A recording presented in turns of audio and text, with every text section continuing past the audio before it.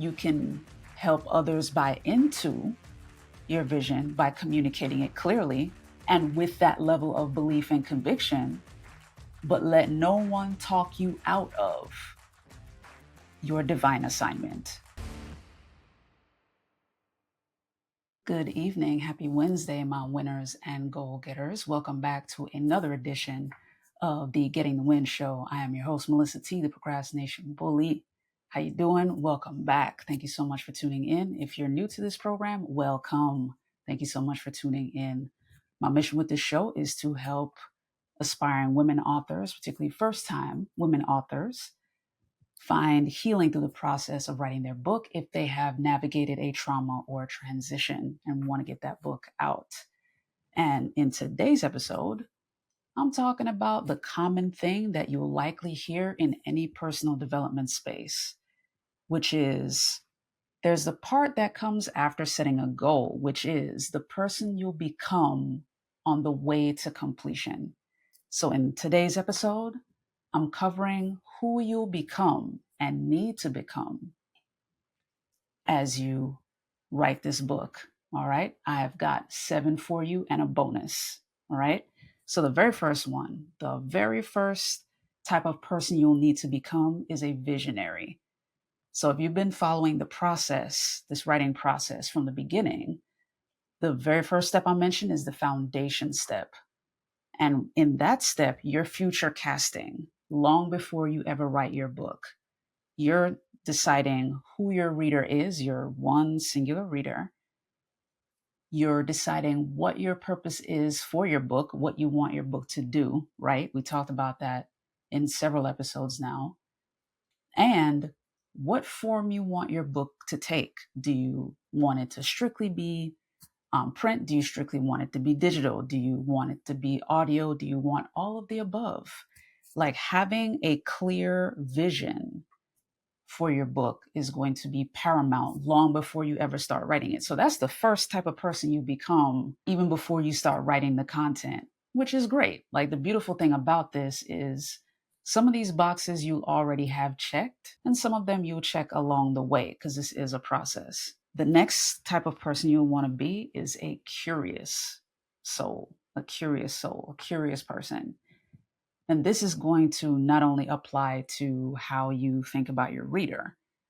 You'll want to ask questions regarding your reader. You'll want to know, what are the things that are bugging them, how your book can solve their problem, right? If you've been rocking with me for a while, you've heard me talk about that. Not only what purpose does your book have, do you want your book to, what you want your book to do, but what problem does your book solve for your reader? So that's going to involve you becoming more curious about your reader, curious about how you can solve their problems, how you can apply the lessons you've learned in your transition or from growing from your trauma to apply to your reader, to benefit your reader. Another point for curiosity for you is in your research. You'll want to research some relevant data, statistics, and be curious about what personal stories you can use from your life, from your journey, that can amplify the book itself, amplify the message of the book itself. What stories can work in each chapter that's applicable? Okay, things that are going to be relatable for your target reader. So you want to be a curious soul for that. And tying back to the visionary bit, you want to be curious about how big of an impact your book can have. How far can it reach? Not only in terms of the number of people, but in terms of how it can impact people. Say, for instance, you're someone that has undergone a transition, not necessarily a trauma. Perhaps I like to go to the empty nester thing, right? Perhaps your initial vision, your initial purpose for the book is to talk to either recent empty nesters or women and men who are about to become empty nesters. And your book is meant to be a way for them to prepare for that transition. Now, that can be your initial vision, but then start to ask yourself that question like, okay, my book is prepping them for that transition to become empty nesters. What other ways can I benefit my reader Can I use my book as a springboard to create different guides that they can download? Can the book be turned into a course, like a mini course that they can purchase online, something that's evergreen that I can set on autopilot? Can I turn my book into a speaking series, a lecture series? Can I turn my book or my story into an interactive experience? Maybe I don't want my book to just be in print or just the audiobook version or the ebook version. Maybe what I can do is take this book that's meant to be a guide for those heading into that transition and do something individual with my stories. Perhaps I can record a series of videos, something that's interactive, and create an all encompassing experience for my readers. Perhaps not only are they reading the book, but if they sign up for my email list, I'll put pages within my book that have a link to a landing page. They can sign up, join my email list, and once they join, they can then get exclusive video content that people who haven't read the book will never get access to. Or they can join my community. Maybe them reading the book, they see the sign up for my email list. They go to the landing page and they get free access to a community because they've already purchased your book. These are things that you can get curious and creative about during your book writing process, ideally in the foundation step, long before the content ever begins. Okay, so the first type of person you'll need to become and will become is a visionary. The next type of person, the curious soul, right? Moving on to number 3, a purpose driven person. Now, you may be someone who is already purpose driven. So, tick, that box is already checked. That's awesome. If you're someone who prefers to work in a team, perhaps you're more collaborative or supportive in nature, this evolution will happen to you over the course of writing the book. This is the kind of person you'll need to become. You'll need to be purpose driven because in the process of writing your book, you will be tempted to stop many times. You'll be tempted to stop. Either you'll be distracted because something else shiny or interesting will come along. Perhaps since you're already juggling a lot, all of your already existing priorities will scream louder than the need to do the book. Perhaps self-doubt will kick in or imposter syndrome. And I've done videos on those things. Check the description for those. But either way, you'll need to become purpose driven, which goes back to that foundation step. When you're clear on who your reader is, what problem your book is going to solve for that reader, and the different forms the book will take, that's going to fuel your purpose. That is going to drive you like, okay, this is what I need to do concerning this book. This is how it's going to need to be put out. This is going to have to be my schedule to get all this content out. When you are firm in your foundation, it gives you the fuel to be able to build out the rest of your book process. And of course, be sure to subscribe here at Getting the Win Show on YouTube if you're following on YouTube. Subscribe or follow me on Spotify. You can find me there at the Getting the Win Show there, and Instagram, Pinterest, and Threads at Getting the Win Show. Okay, because I simplify and demystify the process for you. It's not as complicated as you might think, but you will definitely need to become a purpose-driven person in the process of writing this book. You'll need to become that, and you will by the end of the process. That is for sure. Okay, having that sense of purpose. Because once you're clear on the purpose, you'll also be clear on the impact and you'll want it. You'll want to make sure you get there, right? So the next type of person you'll need to become and will become by the end of the process is a confident person. If you don't believe in your book, nobody else will, quite frankly. You've likely heard that in the general sense, right? Like, if you don't love you, then who else will? Or if you don't believe in yourself, who else will? That kind of thing. The same thing is true for your book. because the vision was given to you specifically. Other folks may not understand why you're doing it.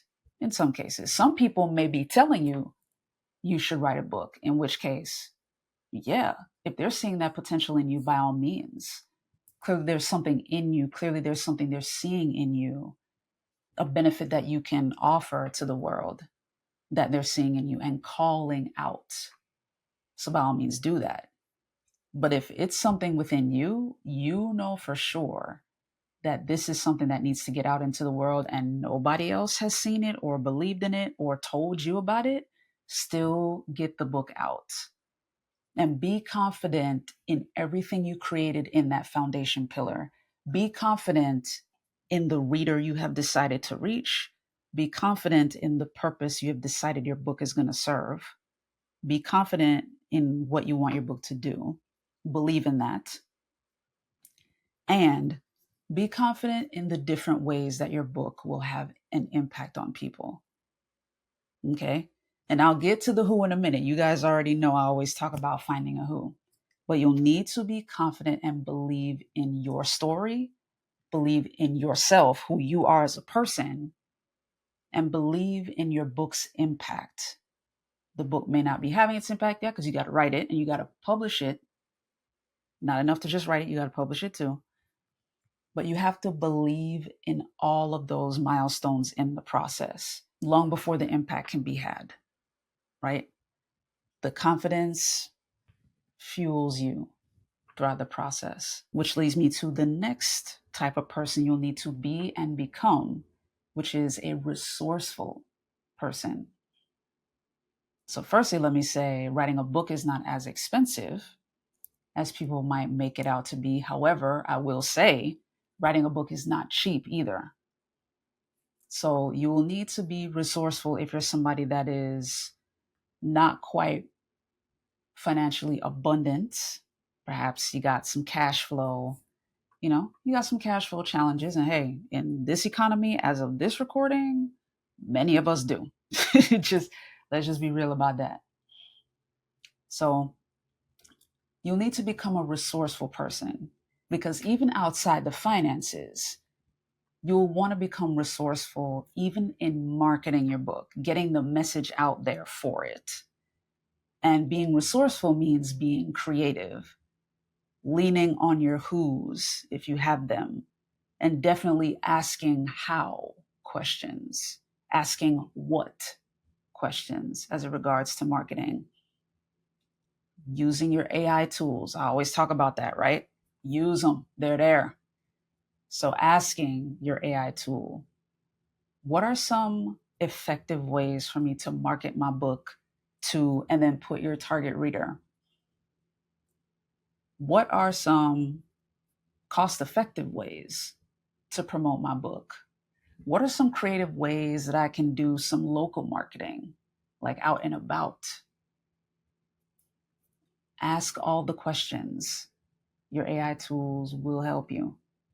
And as I mentioned in a previous episode, make sure to give your AI tool context. Like, you are a multi-million-dollar marketing consultant. Like, you win your clients millions of dollars in clientele, millions of dollars in revenue, that sort of thing. Like, give it that context, let it know the role it's playing, and then give it the prompt. And I'll remind you, if you didn't catch the episode, maybe this is your first time catching the show, but one of the things I've shared in a previous episode is the importance of a resource inventory. This is you taking a piece of paper, a blank sheet on a device, but jotting down all of your known skills, the ones that you're masterful at, the ones that you have dabbled in, the ones that you're still learning, the ones that you're curious about, all of that, and putting it in those categories. I am masterful at this. I am decent at this. I want to learn this. Put all of those down. Then all of the software that you have access to and use. All of the people that you know, like first degree connections, like directly know. And then second and third degree connections, the people that they know. Okay. That's going to be helpful for you, that resource inventory. when you write all of that down, you're going to be able to see for yourself what you have at your disposal, what you can use when you need it. Like, okay, that's a skill I have. Like, I didn't think about it, but when the time comes, I'm going to use that. So, resource inventory. Okay. So, becoming resourceful, you will need to become more resourceful. Next, you'll need to become a relentless person, a tenacious person.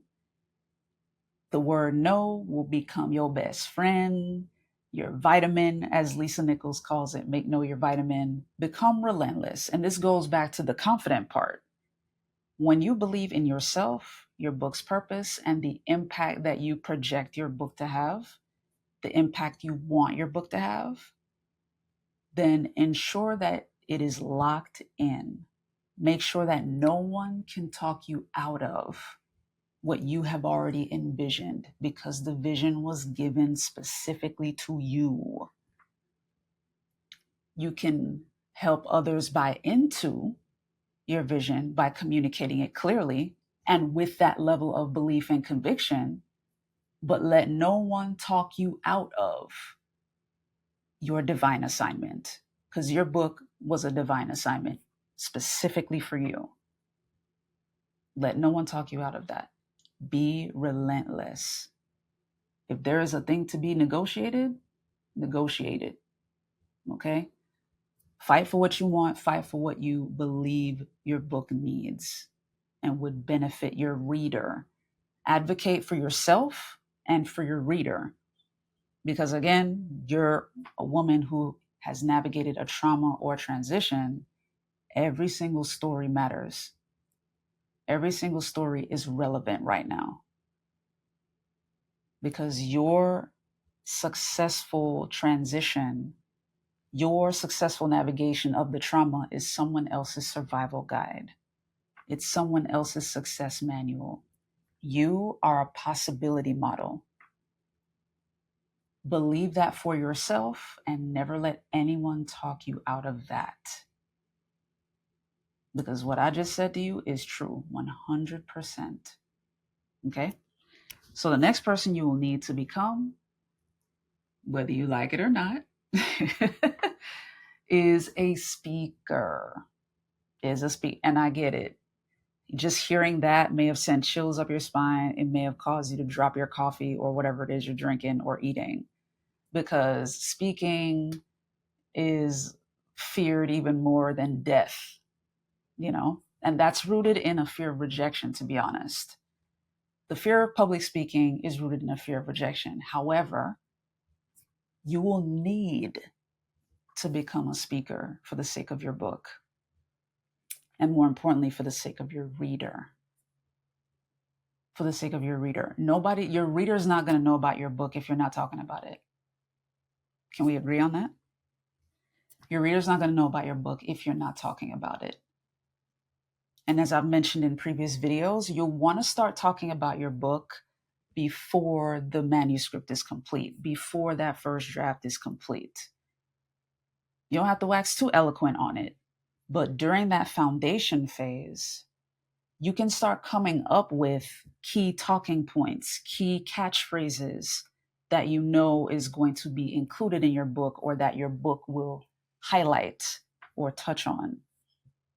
You can start getting clear on your book's message even from that foundation step, so that the reader can hear those key talking points, those key identifying labels, those key quotes, and say, I'm interested. Like, what are you working on? Tell me about it. You got something I can click on to follow you? Like, where can I learn more? That kind of thing to generate their interest. Okay. You need to become a speaker.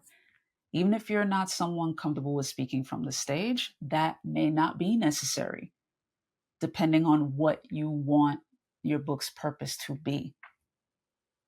You decide that in the foundation step.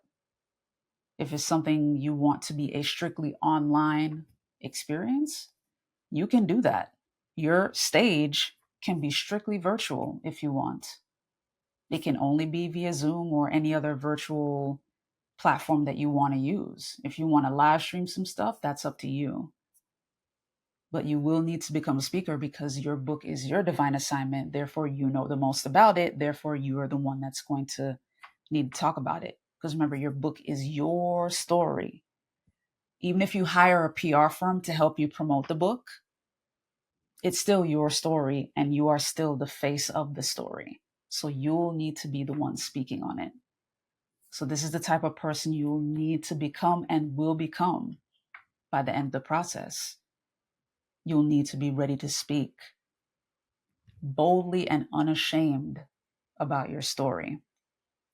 I just recently saw a quote that I'm paraphrasing here, but the quote was saying, in the same way that a butterfly doesn't look back at the caterpillar in any negative way because it understands that the caterpillar was part of the process, same goes for you.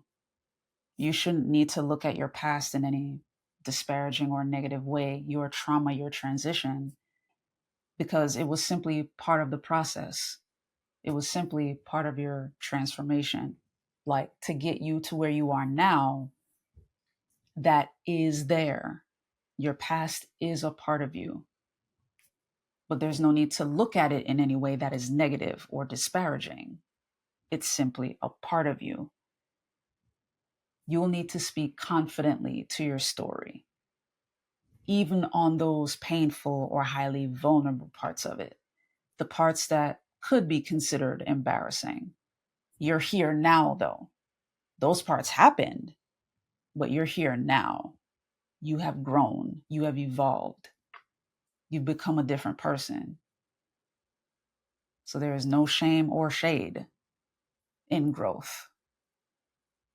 And it'll be important for you to speak on that truth boldly, confidently. Because as I mentioned before, your vision, your assignment was given to you. It was a divine assignment. Don't let anybody talk you out of it. Okay? And then the bonus person that you will become is a healed person. This is the bonus. You'll become a healed person, and you'll need to become a healed person. Going back to what I just mentioned, it's when you're healed that you can go back and talk about those more vulnerable parts of your story, those more embarrassing moments without shame. When you're healed, you're able to do that.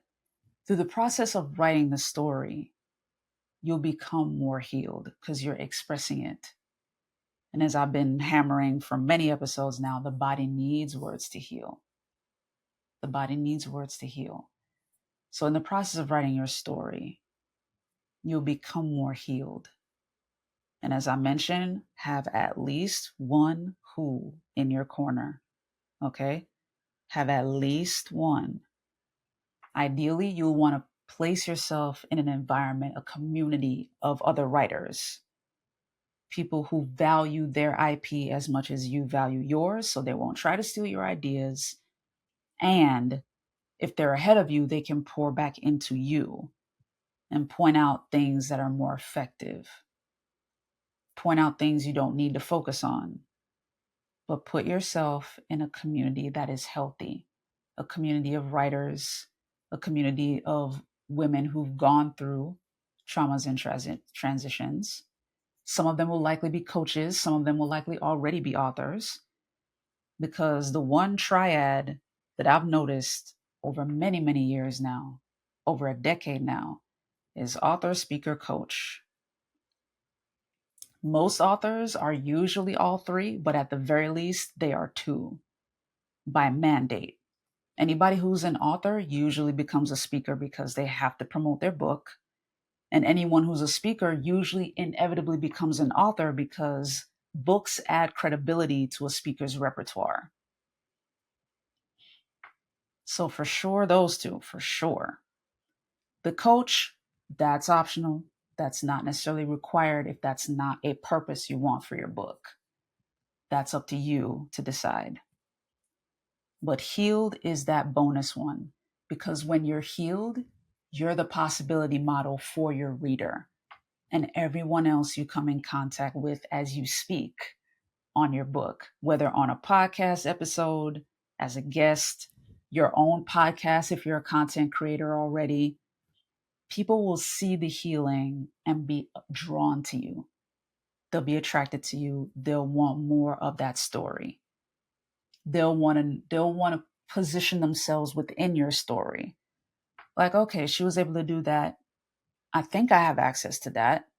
I might be able to do that. I might be able to pull this off. Like, this is exciting. Okay. So I'm going to recap it for you. The 7 and the bonus. A visionary, a curious person, a purpose-driven person, a confident person, a resourceful person. That resourceful person is asking what questions, how questions, and even who questions. Okay? As opposed to strictly why. Start asking what questions, how questions, who questions. Becoming a relentless or tenacious person. That's the next one. Becoming a speaker, because you've got to promote your own book. You've got to promote your own story. And then the bonus one is a healed person. It's difficult to share the story when you're still wounded. It's difficult. I didn't say it's impossible, but it is difficult. So through the process, having that who in your corner, whether that's one or a community, ideally a community, but between having the who in your corner and the process of writing the story, you'll become healed. Okay? So if you're starting from scratch right now and you're like, where do I even start? Just remember, this will be your journey. This is who you'll become in the process. Each of these characteristics will come with you in the process. And as I mentioned before, some of these you're already there for some of them. You already fulfill the characteristics in some of these cases. So you're not starting from square one. That's the beautiful thing. You're already an amazing person. Okay? But if the technicality of the process is the part that's bugging you, maybe this part is all right. This personal development stuff, this might be okay for you, but you want the technical stuff like, okay, how can I actually write the thing? I got you. My book boot camp is coming up. Follow the link below. It's also in the description. I got you. It is a full month for the month of September. It starts August 31st. So that's the Sunday. But 30 days for 30 minutes a day. I will get you from ground zero, from scratch, square one, however you want to phrase it, from there to self-publish ready in 30 minutes a day over the course of 30 days. So if that's something you're interested in, follow that link below or click the link in the description to sign up and find out more, okay? In the meantime and between time, thank you so much for tuning in. Be sure again to subscribe on YouTube at Getting the Win. Follow me on Pinterest, Instagram, and Threads at Getting the Win Show. And on Spotify, your girl's on Spotify. Go look for Getting the Win Show on Spotify. And I'm also on TikTok, Mel T Writes. So you can find me over there as well. Still a newbie over there. I ain't even gonna lie to you. Still new. But feel free to follow me over there as well. But have a great and productive rest of your Wednesday and a great and productive rest of your week. Of course, come back next Wednesday for another great episode of the Getting the Win Show. Peace.